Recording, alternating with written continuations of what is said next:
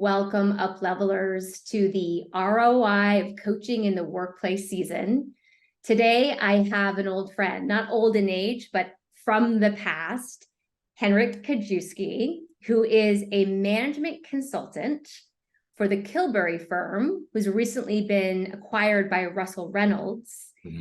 Henryk does lots of very interesting, specific things that do improve performance and collaboration within organizations. So today we won't only talk to him about coaching and its impact on the workplace, but he's going to give us insights into all of the other things he does around enhancing management performance.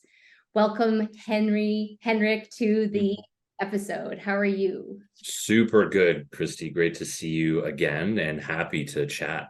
Exciting topic. Yeah. What's exciting to you about the ROI of coaching in the workplace? Well, as soon as you say ROI, you're in new territory, right? All these super intangible things, value created through conversation, through small little moves that a lot of times aren't noticed. It's hard to capture the ROI of it. There's no easy measure to wrap a bracket around and say it's worth X amount. Strangely, it's one of those things, you know it if you see it. And so I think it's really wise to put a spotlight on ROI and how we can think about it and maybe whether it even exists. I think we're biased, but a great examination, I think. Okay, so before we go more into that, tell us how you describe to your mother or your grandmother what it is you do exactly. It is a good question I still get at Thanksgiving dinner from the family. And I think they're unsatisfied with the answer in the end. Mm-hmm. But ultimately, it really does come through conversation. Thus, coaching is such a special thing. It's why you do it. It's why I do it. Talking with people, leaders of organizations, leaders of teams, talking with teams themselves. I do a lot of team coaching. Is the route to creating spaces where people can be great. And it's all we have, is the say and do's, what we say and what we do. And so I help people think through say and do's that can make them better and the places they work better and probably home better too, if you apply it there. So I try to leave it at say and do, stuff you can see and hear. I like how simple that is. So you help people with the says and do's. And then what tends to be the impact you see inside the organizations that you're doing this management consulting work? Mm-hmm. I mean, it starts from small to big. It can be, I could be coaching the CEO of big, scary brand XYZ Corp. And the say and do is put this little trinket next to your computer while you're having your next conversation. And that will prime you to think about asking more questions, or it will prime you to think about reflecting back what you saw and heard. Something so small, which can be measured and seen by others in the say and do, but has an outsized impact on other people, on the organization, on performance, on the climate through which they work. So it's kind of this funny situation where the super small things, writing something at the top of a page, using a certain script, adopting a certain body language or not, something so small usually does, I have found in my almost 21 years of doing this, is keep it small to make the biggest impact. When you try to cut off and bite off too much, make a big change too soon, too much mindset, too little saying and doing, which we can talk about more, the impact is falls short. Start small, grow from there. Beautiful. How do you define coaching? Well, coaching is different from advisory. And why do I even raise that? Well, coaching really is facilitating thought, eh? I think, for me. Let's be thought partners together. Anyone can be a good coach if they're helping be a good thought partner, helping facilitate new ways of thinking. Advisory is different. It's a little bit of coaching, it's a little bit of shared experience, and at times, it's even a little bit of advice.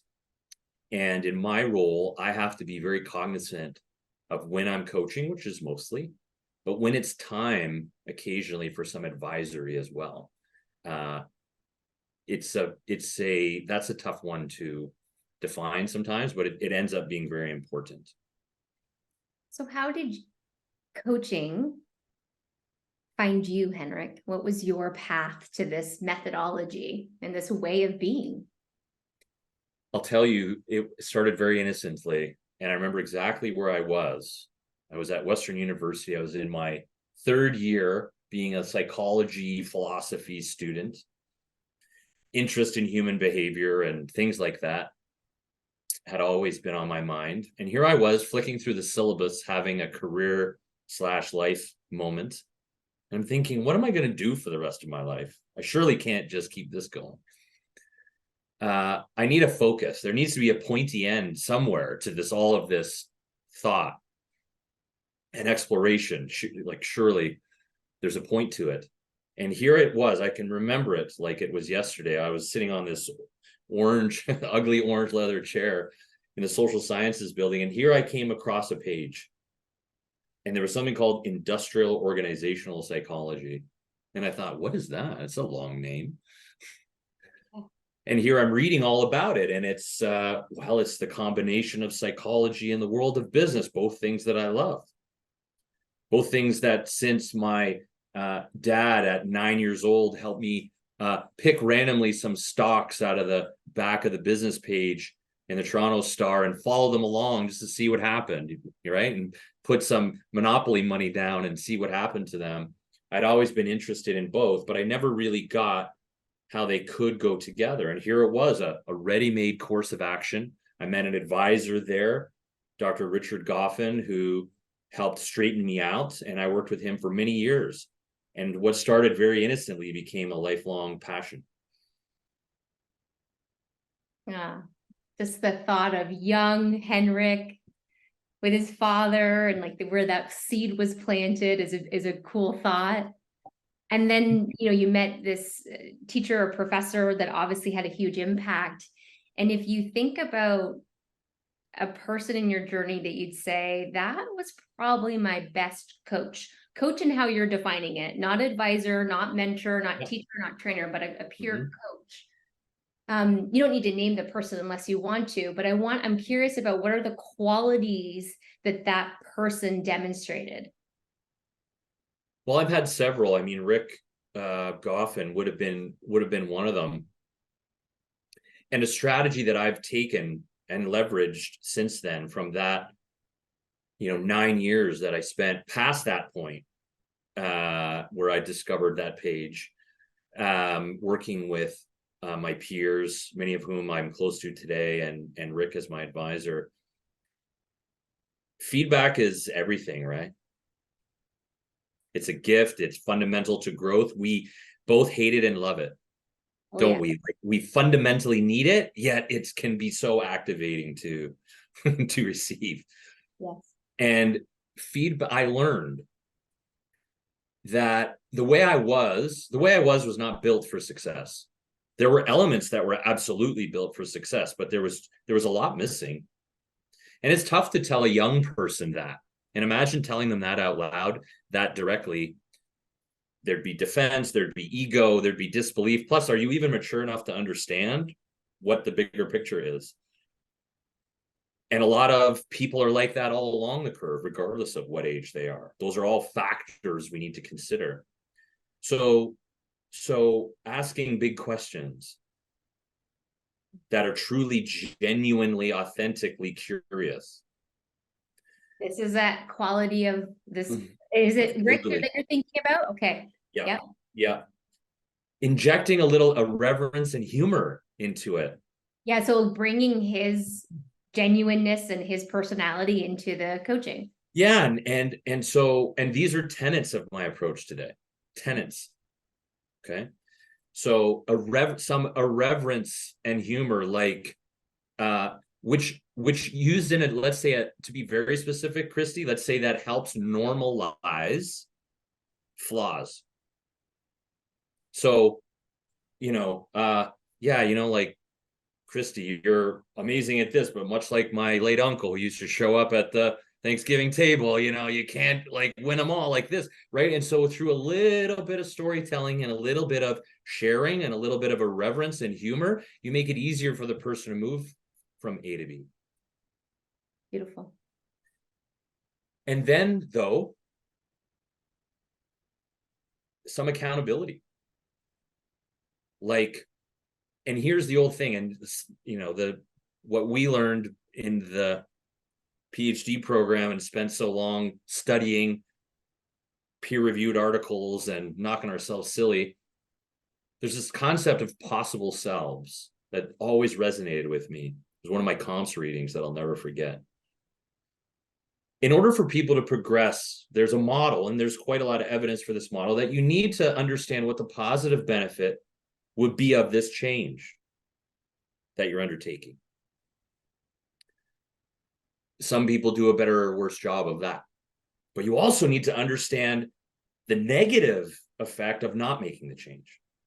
And some people lean too much on that and then too little on that, depending on where they come. But both are equally important. And so the way it always ended was, listen, I need you to do it this way because XYZ. And this and ABC will happen, positive cycle, if we do. And though, not doing that, so it's not just the conversation's over, like, let's just be nice about it and say XYZ happens and ABC, okay? And so there's incentive. There you go. I followed the textbook. Well, not quite. Not quite. It's still missing something. This is the courageous part, I think, for me, in my view, the way I come at it. The courageous part is being able to say, hey, Christy, we have a relationship. I know you. I'm supporting you as a client, as a friend, as a partner. And though, if you don't do that, here's the bad stuff that's going to happen. Mm-hmm. And so here's what we want to do, and here's what I'm willing to do to support you. And I, like, from beginning to end, Christy, that's how I run my coaching practice with individuals and teams, each one of those nodes. And there's some empathy, there's some curiosity, there's some authenticity, there's some direct talk, constructive, well-intended, but direct nonetheless, and then some accountability, but throwing yourself into that accountability loop as well. So there's lots there to unpack. But and Rick, this advisor early on in your Western days, he showcased these skills and this way of being. Is that a fair statement? Yeah, and I'm not sure how intentionally, more naturally perhaps. Yeah.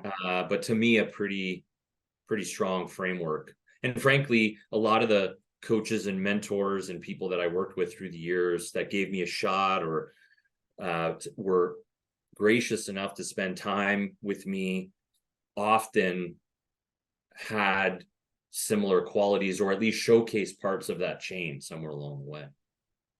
So I think that all of those are important skills and attributes. And the piece I want to zone in on with you is around accountability. We often say when we're training coaches is that if you don't do that piece, then you're just having a nice conversation. And the accountability piece is really important.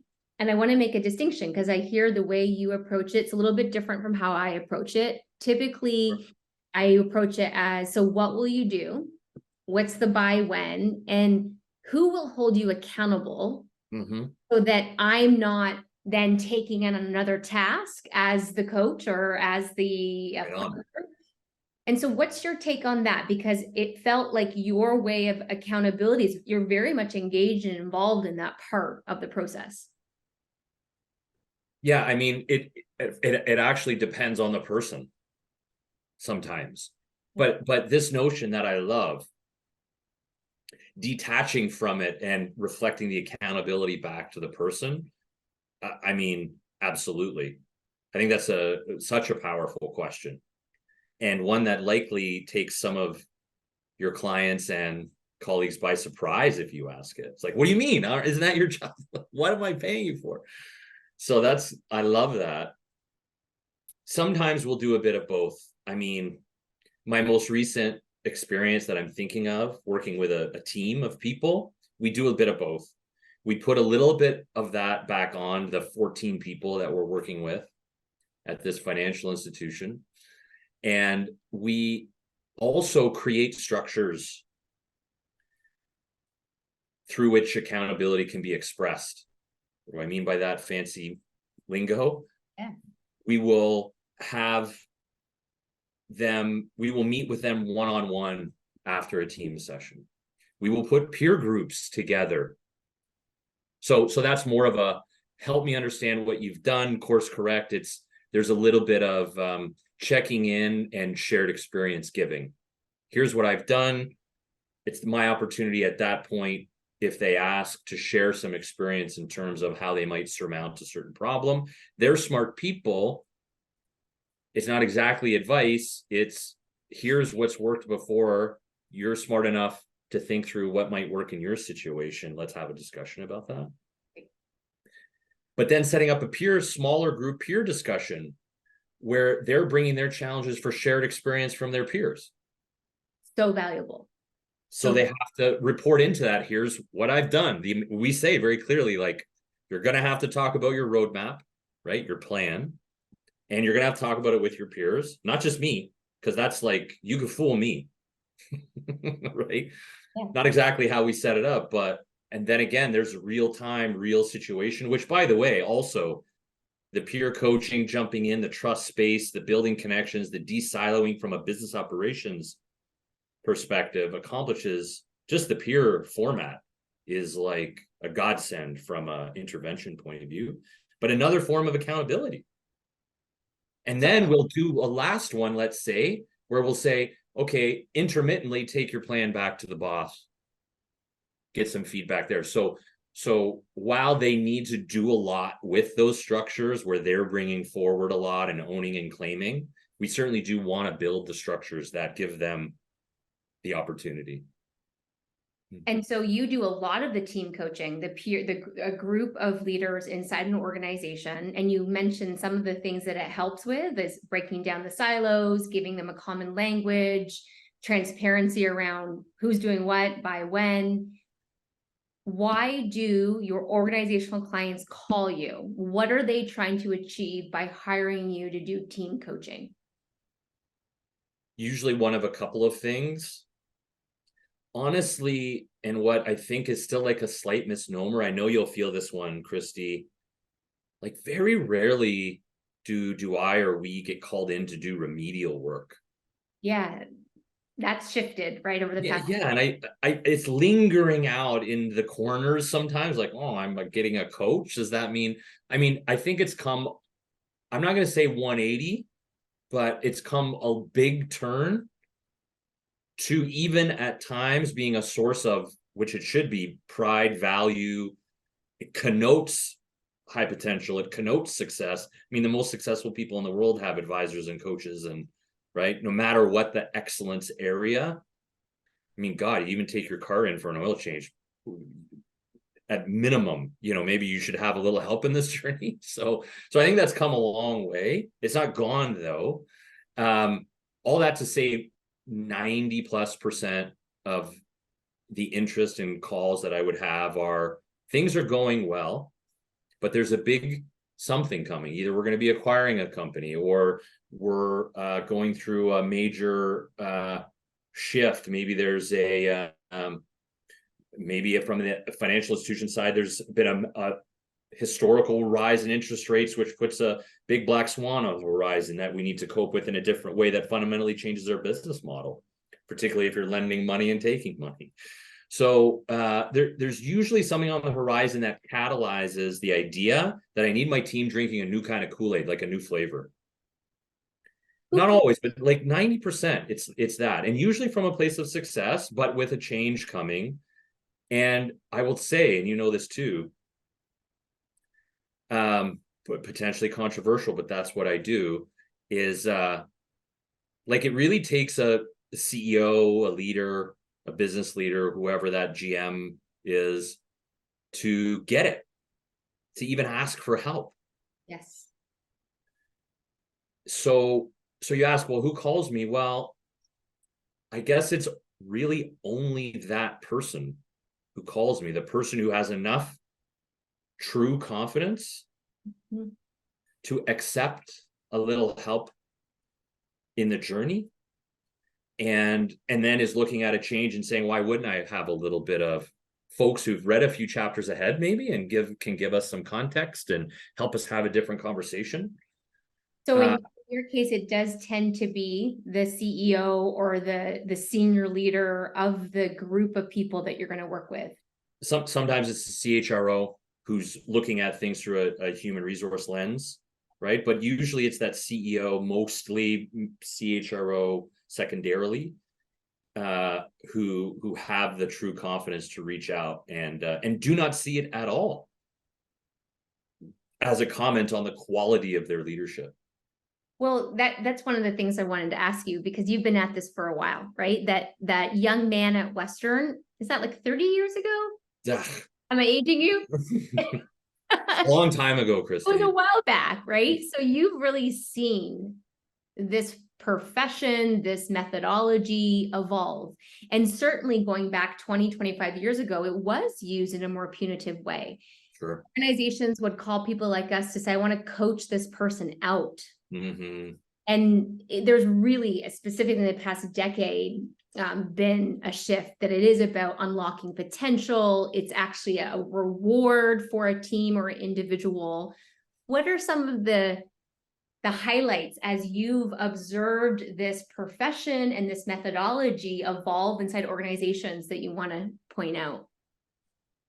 Some of the impact, some of what's happened. I mean, the most profound, even in a helping profession such as ours, feedback is limited. It's limited. And I'm not sure everyone would know that. I'm sure many of your listeners feel that too. And often the higher you go in your career and your organization, that area is even more limited. There's even less as you get into certain strata. And so one of my, as a side note, one of my things is recognition as a fundamental human need that is often, see, my big thing, Christy, is these things that are often seen as weak. In the past. And maybe even by some now. Yeah. Maybe even by too many, isn't weak at all. In fact, is true strength. Like the courage, you notice the words I've used: true confidence, courage, admitting when you need help, being a sign of a champion, not a sign of a loser. A champion's mindset is, I want every piece of data that can help me excel. That's a champion's mindset. So you asked me the question, like, what impact, what effect really have I had, perhaps?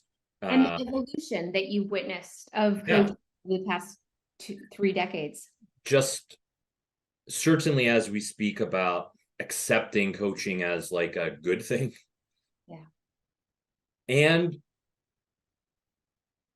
by virtue of many social processes, I think the old model of leader as Superman, army leader, front of the boat, sword forward, and all those characteristics, like I'm going to be positive all the time.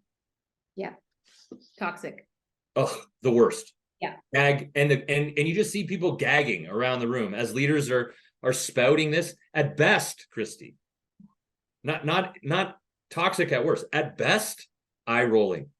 At best. Like, here we go again. Like, oh, and we're gonna get through it. Like, hey, why don't you just tell me how you're feeling for once? Like, let's use an emotion word. Like I'm famous for saying in front of a group. Now, at the end of this, you may all use emotion words at work. Once in a while. Don't freak out. Don't kill me. It's the first session. Yeah.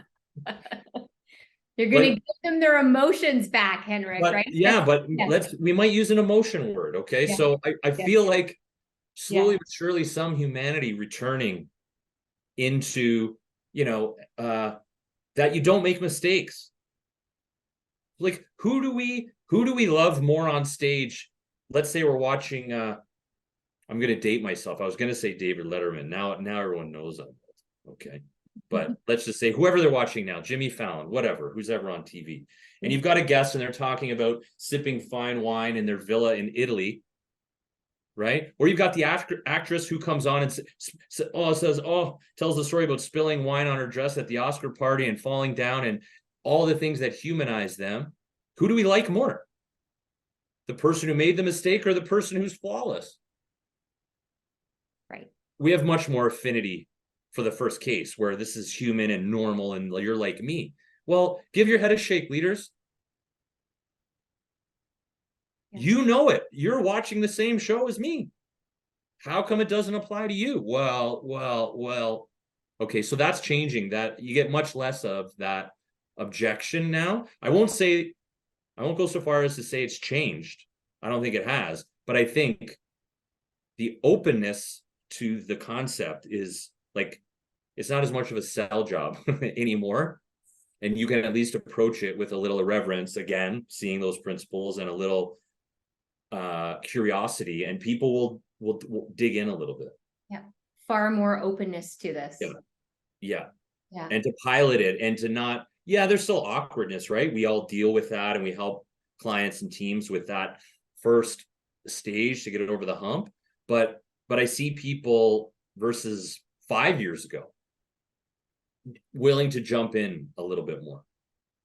Well, if you specifically look at, we're coming up on 4 years of constant chaos, trauma, change, challenge. So leaders have, always had a tough job, but now more so than ever, they're dealing with their teams who are suffering new heights of burnout, stress, mental health challenges. And I really take a stand that leaders more so than ever need to be trained in coaching skills, because they can't just step over emotions or people's. I think the silo between work life and home life has really diminished. Mm-hmm. What have you seen specifically over the past, coming up on 4 years, related to leaders and organizations deploying this type of methodology? Well, I think out of sheer desperation, because of the times you talk about and the pressure and the stress that's ubiquitous across every socioeconomic group in what we're talking about. Some have had it worse than others, obviously. But the pressure has been felt everywhere, which tells you how big a deal it is. No one's escaped it. Nobody's escaped it. Nobody. And so I think that out of sheer desperation, willing to entertain it. And we've seen mental health in the workplace stuff become more and more normalized, and right at the most basic levels, just from a education and resources point of view, becoming more ubiquitous in organizations sponsoring that. So the level of humanity has grown, I think, generally out of need, out of desperate need, for sure. And I think that's helped the higher level pieces too. I think generally that's just helped coaching get a better footprint and more acceptance. Reaching out for help is becoming normalized to a certain degree. And people's families are feeling it, right? And when you mentioned the home front, when you see it at home with your own kids, we get these CEOs together in groups every couple of months, and there's lots of business issues, but there's lots of issues at home there. Everyone is dealing with it. The pressure on kids now is unbelievable. And so that's really catalyzed. That youth discussion has really catalyzed a much more human interaction. There's much more tolerance, much more empathy, I find. Much more understanding, much more even just knowledge of what Ray or Sally or Joe is going through at home and how that's impacting. And frankly, a lot more relatability, because you've likely got a young person, not everyone, at home, or a family that's been impacted, or friends that have been impacted, depending on, right, your situation. So I think that broad-based effect you're talking about, Christy, has helped normalize and bring to the forefront the need for help. Like, let's get help. It takes a village. Please. I mean, that's one of the reasons why we're doing this, Henryk, is because we want more organizations to invest in people this way.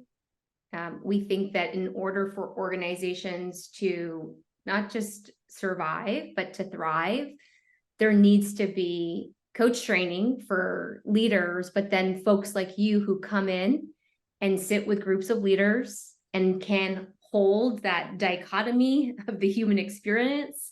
And how do we be humans who work, who have business responsibilities, business results we're driving, but then have these personal lives where we can't compartmentalize anymore, And so can you give us like a real-time story where you sat with a group of leaders or a leader and you saw how coaching unlocked this person from being stuck, and or it helped them kind of move through a tough situation? Yeah, there's a few that are top of mind for me, but I'll play off this notion. You've raised it a couple of times now, and I feel so strongly about it. I'll use it as the lead in is, leaders as coaches and getting leaders to be better coaches, regardless of folks like you or me or many of our colleagues and friends who are there to help the journey. This idea that leaders are somehow supposed to know, like by virtue of being a leader, how to lead people. Yeah, and have people skills. Yeah, insane. It's you don't learn it in school. You don't. In fact, mostly the world teaches you how not to do it, to be honest. 100%. Well, because it's a series of educations and punishments and consequences to failure. It makes you petrified, probably, to express any emotion, really, right? You don't want to. It's risky. There's ego. It's messy. So no wonder there's a reticence. And so the idea of, resources need to exist for sure. And though, to the extent that you can build capacity internally and help leaders like with some very simple core skills, and one of the examples of that, while I'm a coach and a business advisor to teams, to CEOs, what we're really doing over the long term is helping them understand what we do and what we're doing. Not at an official, they don't get to hang anything on their wall after, but we're not going to be there forever. And so some of the biggest success stories, and I'll give a slightly more specific one on an individual basis, but to put simply, one of the biggest success stories is working with teams. And let's say that goes for 6 months or 12 months, or sometimes extends in some metered fashion out to even 18 months. And then you see the very leaders that you work with go back and the lights turn on and they start having some of the same conversations and using the same tools that you use with them. Because there might be a little box, a curious question, some scripting that they found useful. Mm-hmm. Something simple, just like that little thing that goes beside the computer. And they use that with their team. They indoctrinate it to a degree. They socialize it and they experiment with it. And then that team now becomes, this is the thesis behind which you do your work, to spread the reality of what coaching can do. And the biggest successes I have is where we can work with teams of people to affect the maximum number of people, and then see those leaders deploy into their teams, picking up some of those tools that were so helpful to them. And that may differ between teams at times, but whatever was meaningful, that they start to deploy it. And then the biggest factor of them all, and occasionally I'll get a little note, where they take it home. And they say, I'll never forget a client in the construction world, brutish type guy, heart of gold, but very much a learned ethos around the old school, right? Fairly stereotypical in that view. Stereotypes exist for a reason. They're usually the middle of the curve, not always. That's how they work. So he's that guy. And he took some of those tools, some of those emotion words. He took some of those home and he wrote me a note the next day, and he said, I had just had the best conversation with my wife that I've had in 25 years. Well, we do. And you're welling with tears at this point. Like you can scarcely hold it in. We don't get a ton of feedback, period. Like the odd thanks, the stiff upper lip, man or woman, all bred from the same cloth, type A, straight lines, not all of them, but there's a lot like that. And the odd shot in the arm and thank you means a lot, because it does mean a lot to the person. And then once in a while, you'll have that extended effect where they've had a conversation with their kids or their wife or something, and you've done something special and opened up something for them. That has an impact on a whole new level. I mean, work is work. We spend our whole life doing it more than anything else, and that's huge. But home is a sacred place. And so those would be my biggest success stories. Likewise, of course, sometimes we can help an individual, mostly it is. Teams can have breakthroughs too, but an individual can have a breakthrough. And I think about once or twice when an individual who was, struggled with their appearance when they were younger and sort of straightened themselves out in their mind, according to their criteria over the years, but kept a hard shell from those days, a protective shell from the teasing, from the being lower status, from being the nerd in the group, from being right. And the shell that was grown, an extremely professional, non-nerdy, tailored suit, slick talk, slick everything. That sounds like you. Not at all. Not at all. It used to be. It used to be. Yes. And then I saw the light. Now this is how I show up to my client meetings. So now you're like the Venice vibe surfer dude from that's it's called the Trojan horse. That's exactly right. Yeah. I'm sorry, I cut you off. Keep going. And to have a breakthrough with that individual, and you might think maybe from the outside looking in, and we always say this, the fishbowl, like when you're inside the fishbowl, come on, the fish can't see anything. Everything's distorted, but it looks clear to us. Right? And so I have to remind myself of that, even as a so-called expert every day. And A, it applies to me, and B, I have to remind myself that people are in this spot. You might be blowing their mind saying something simple. Right? And so exploring where this persona came from and going all the way back and undoing it a little. And just by making the connection and doing the formula of where my hang up came from and how it's not me, but is protecting something in me, and making that meta distinction. That's the most meaningful work I do, is working on that very formula. Is why am I the way that I am? Ego detaching from my personality as something that's me, not being me at all, but being something that I acquired to protect something in me, and to have the courage to even acknowledge that difference and then understand it, and then mine out more of that authentic self and less of the persona. That work is unmatched. Well, and it's so your specific genius, Dr. Henryk Krajewski, because, and I didn't say that in your introduction, like you're a doctor of this work, and the work around organizational psychology. What I'm hearing in that playback is that's where you really get to bring your unique perspective, gifts, toolkit, medicine. And the people that you work with are so lucky to get that unique Henryk approach. And that is so invaluable. It's such an invaluable process to take humans through.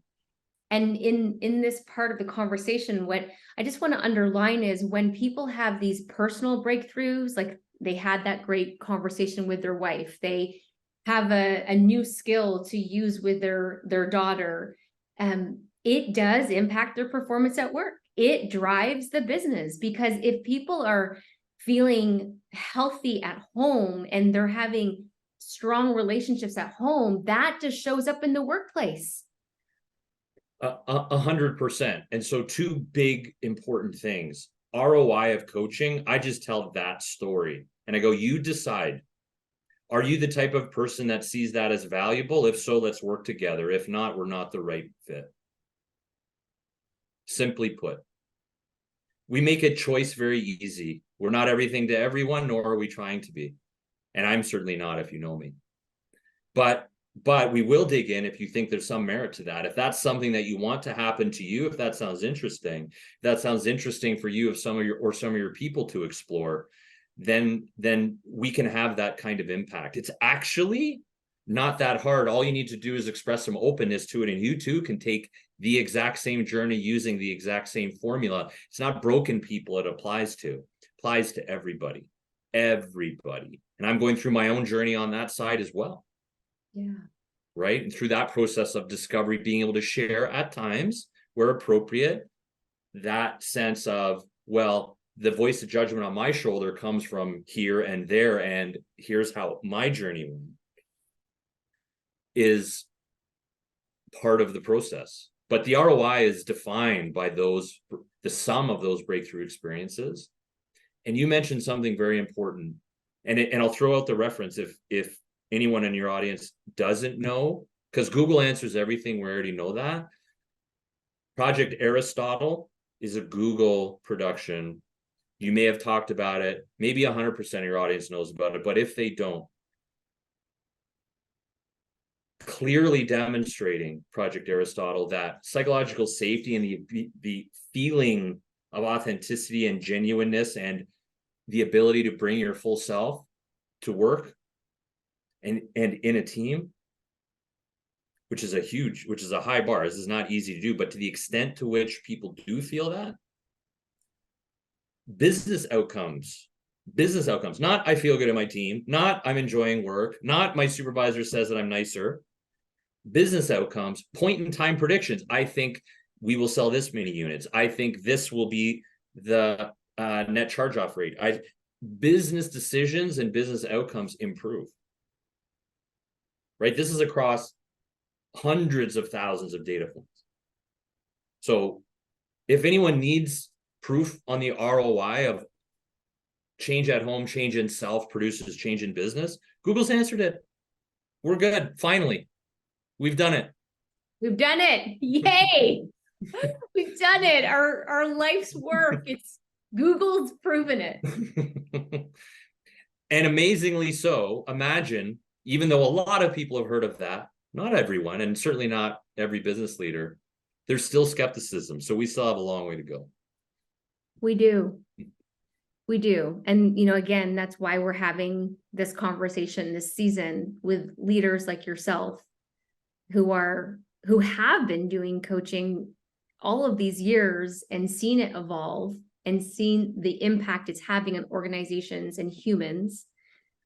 And before we wrap up our time together, I'm curious, I know you have a 9-year-old daughter, and I'm curious how coaching comes into your dynamic with her and in that relationship. It's a powerful question on two levels. One, you'd think I'd be good at it. Right? So hard. Yeah. So I think it's not at all what good principles can you bring forward to help this young person blossom and have the right mix of emotionality and independence and all those tensions that we could describe along so many dimensions. But for folks like me, I won't say folks like us, but I'll put myself in it. It's hard to hold back coaching. So I'd say that primary thing I think about is how do I do less? Not how do I get good outcomes? I'm sure I get plenty of good outcomes by asking really good questions and providing positive and negative selves and applying all the scripted, right way to do things and leaving space and all of this. And very quickly, you can be doing too much. My experience, given my traits and where I come from and my upbringing and my daughter. And so for me, yes, they all apply. And really, if it wasn't semi-insulting to more teams, I would use the analogy more of parenting children, because anything in growth is an apt analogy. Yes. And the very same things that promote our growth and the same five things, that core things that matter back then, are still the same ones that matter now. So when you dig under the layers, it's not at all a diminutive exercise or an inferiority exercise in inferiority. These things apply across the lifespan. So I find plenty of things that apply to my daughter, the same teams as my daughter. And my personal lesson is, how do I do the minimum and still get the desired effect? Right? Because you love them so much, you want to dive in and, you know, solve all their problems and get them from here to there and them and grow them and ask the best powerful question ever that unlocks that potential. What I hear you saying too is it's the other part of being a coach, of being a human, is it's the being part.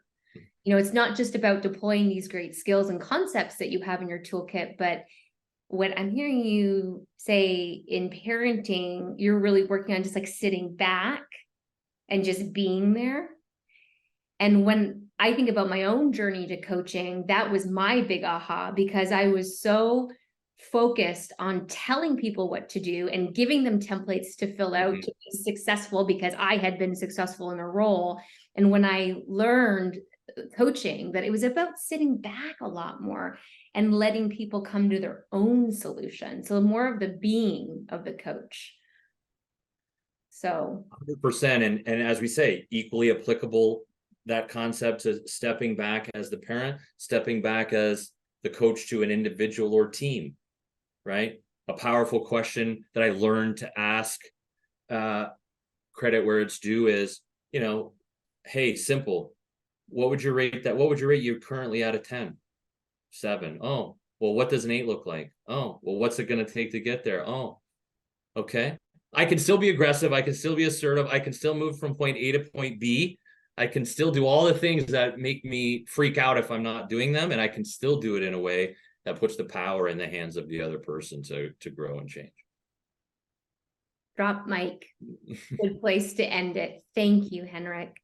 How can people stay connected to you, find out more about your good work, and work with you? Listen, you can always just phone me. That's the way I like to do it. Email is, you know, I have a long name. It's okay. Sure. We'll put it in a description somewhere, Christy. We'll definitely put it in the show notes. Yeah, but phone me, 416-728-5160. I'm here in Toronto. Put a 1 in front of it from wherever you are, and we can chat about what's next. Yeah, that's beautiful.